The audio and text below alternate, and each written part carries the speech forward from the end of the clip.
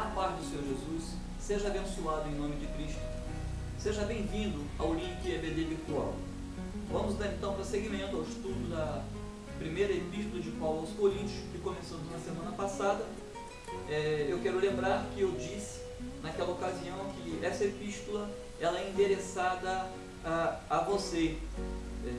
Na verdade, Paulo escreve essa epístola aos cristãos de Corinto no primeiro século, mais precisamente na primeira metade do primeiro século, entre os anos 55 e 57 depois de Cristo, porque a igreja de Corinto enfrentava problemas sérios dentro do povo, dentro da igreja.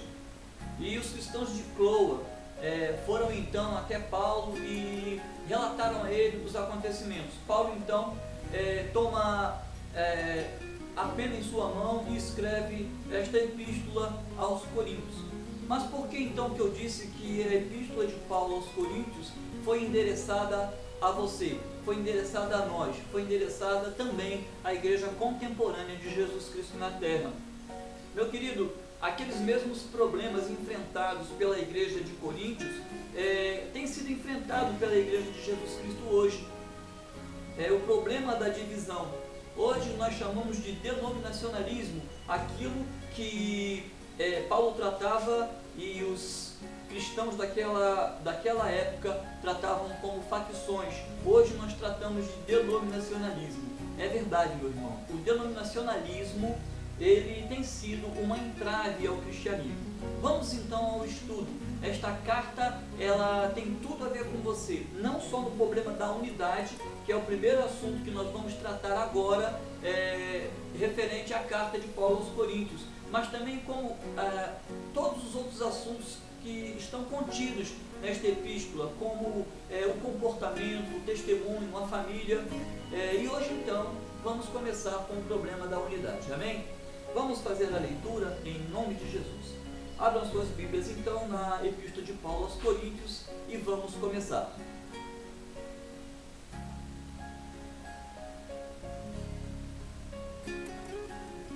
Eu acredito que todos já tenham aberto. Vamos então proceder à leitura. Epístola de Paulo aos Coríntios, capítulo 1 e verso 10. Exortação à unidade. Rogo-vos, irmãos, pelo nome de nosso Senhor Jesus Cristo, que faleis todas a mesma coisa, e que não haja entre vós divisões. Antes, sejais inteiramente unidos, na mesma disposição mental e no mesmo parecer. Pois a vosso respeito, meus irmãos, fui informado pelos da casa de Cloe, de que há contendas entre vós. Refiro-me ao fato de cada um de vós dizerem: eu sou de Paulo, eu sou de Apolo, e eu sou de Cefas, e eu de Cristo. Acaso Cristo está dividido? Foi Paulo crucificado em favor de vós, ou fostes porventura batizados em nome de Paulo? Dou graças a Deus porque nenhum de vós batizei. Dou graças a Deus porque nenhum de vós batizei, exceto Crispo e Gaio, para que ninguém diga que fostes batizados em meu nome. Batizei também a casa de Estéfanas. Além destes, não me lembro se batizei algum outro, porque não me enviou Cristo para batizar, mas para pregar o Evangelho, e não com palavra de sabedoria, para que não se anule em mim a cruz de Cristo. Amém, meus irmãos? Feita a leitura, vamos então estar passando ao estudo. Como eu disse no princípio, chegou ao conhecimento de Paulo, pelos da casa de Cloe, que haviam dissensões dentro da igreja de Coríntios. A igreja de Coríntios representava um grande desafio ao Evangelho, porque era uma cidade contaminada pela idolatria, onde os maus hábitos e os maus costumes imperavam. A prostituição era grande, enfim, o Evangelho enfrentaria em Coríntios uma grande prova. Se o Evangelho pudesse então se estabelecer naquela cidade e levar pessoas verdadeiramente a um arrependimento, a uma transformação em Cristo, então isso seria prova de que este Evangelho é um Evangelho de poder. E não foi diferente.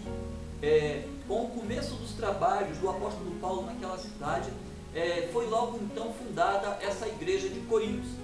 Mas por causa daquela cultura, daquele estado cultural que se encontrava, vou dizer assim, aquela cidade, logo começaram a surgir os primeiros problemas. Problemas de incompreensão, de falta de entendimento da mensagem da cruz. Chega ao conhecimento de Paulo que os cristãos de Coríntios estão tendo sérios problemas de convivência por conta de dissensões causadas pelo faccionismo. Idolatravam seus líderes, causando assim divisões e por consequência enfraquecendo o corpo de Cristo. Hoje em dia, a igreja contemporânea, a nossa igreja hoje que nós vivemos, passa pelos mesmos problemas. O problema que ocorreu na igreja primitiva, lá em Coríntios, no primeiro século, nada mais foi do que um precursor, do que uma sombra projetada do que viria a acontecer nos dias atuais. Cristo, preocupado com isso, na sua presciência, ele faz a sua oração, a oração sacerdotal, lá em João 17, e ora ao Pai dizendo: Pai, tem-lhes anunciado a tua glória para que sejam um. Em 2 Crônicas nós também vemos como Deus trata a igreja.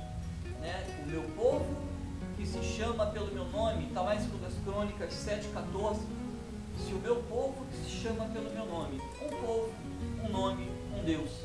Então a ideia de unidade do princípio ao fim das Escrituras Sagradas, tanto no Velho quanto no Novo Testamento, a gente vê esse espírito uno do corpo de Cristo, esse espírito único, uma igreja única, desde o princípio. Não é da vontade de Deus que a igreja de Cristo na terra esteja faccionada, dividida por conta das denominações. Meus queridos irmãos, eu não sou contra o denominacionalismo, não, de maneira nenhuma, acho que ele é permissão de Deus. Eu sou contra a visão que se tem do denominacionalismo. Eu sou de Paulo, eu sou de Cefas, e na verdade somos todos de Cristo. Que enquanto denominações, cada uma delas pertencem a um só corpo, e cada cristão é célula desse mesmo corpo. Todos devemos caminhar juntos com uma mesma disposição mental. Todos nós devemos ter a mesma mente, todos devemos ter a mente de Cristo. Cristo é o cabeça da igreja. Cristo é o nome que importa pelo qual sejamos salvos. E não Paulo, não Cefas, não Batista, não Metodista, não Assembleiano. Deu para entender, irmão? Vocês devem estar achando, entendendo com essas palavras, que eu sou contra as denominações, que eu sou antidenominacionalista. Não, meu querido, muito pelo contrário. Como já disse, as denominações são permissões de Deus, mas temos que entender que somos todos parte de um só corpo. Por isso, Paulo teve essa preocupação e escreveu essa carta aos Coríntios, que hoje se aplica muito bem ao atual cenário da igreja cristã. Fique com essa palavra, reflita sobre isso e que você possa crescer também.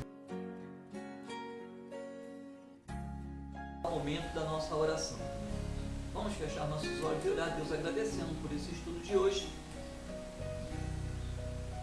e pedindo que essa palavra crie em nós a sabedoria suficiente para discernirmos e tomarmos uma posição diante do atual quadro do cristianismo na terra. Amém, meus irmãos?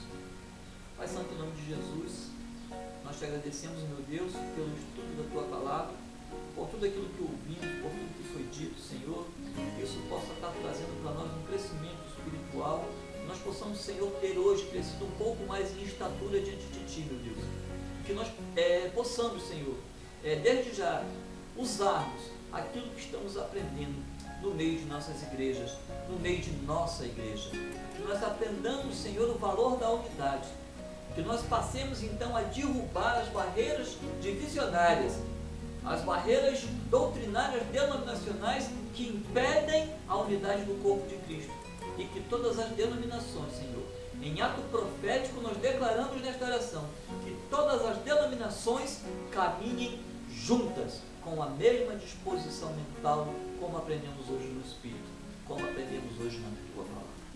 Deus, Senhor, fica conosco e nos abençoa. Em nome de Jesus. Amém.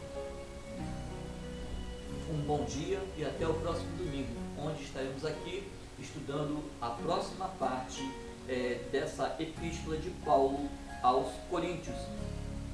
Amém, meus irmãos? Que Deus os abençoe.